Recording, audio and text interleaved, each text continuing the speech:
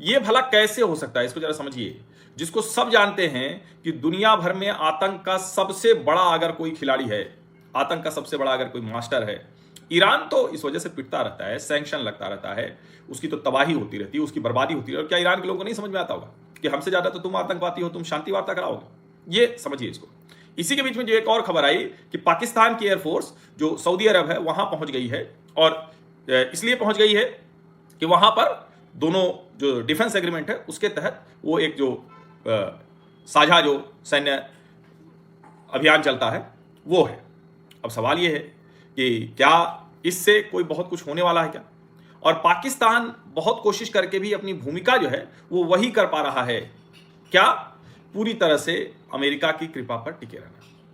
अब जो JD Vance कह रहे हैं कि ज्यादा खराब खबर उनके लिए है, तो फिर तो ये बहुत समझिए। और एक बात और समझिए, पाकिस्तानी मीडिया अब कह रहा है कि भैया लाख कोशिश के बावजूद अमेरिका माना नहीं कि थोड़ा और रुक जाए। और कोई भी सोचे तो क्या पाकिस्तान जैसी जगह पर कोई शांति वार्ता हो सकती है? समझिए, हो ही नहीं सकती। बहुत से लोग कह रहे हैं, जो खाड़ी देशों के लोग हैं, जो बहुत से लोगों को कह रहे हैं कि भारत में अगर ये वार्ता होती तो ज्यादा बेहतर होती।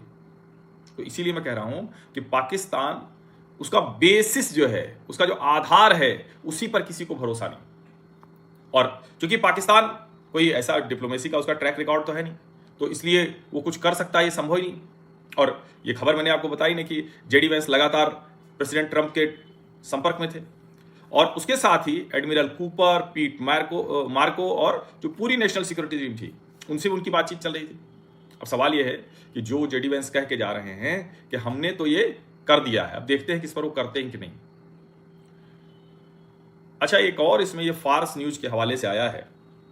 अ source close to the negotiating team told Fars correspondent in Pakistan the American team was looking for an excuse to leave the negotiation table.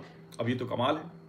It seems that the Americans needed the negotiation for their lost prestige in the international arena and were unwilling to lower their expectations despite the defeat and stalemate in the war with Iran.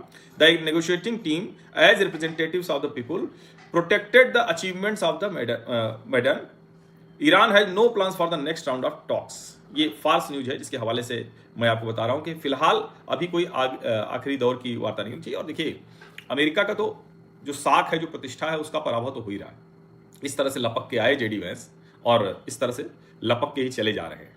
तो इसका सीधा सा मतलब हुआ है कि America का जो प्रभाव हुआ करता था वो नहीं हो पा रहा।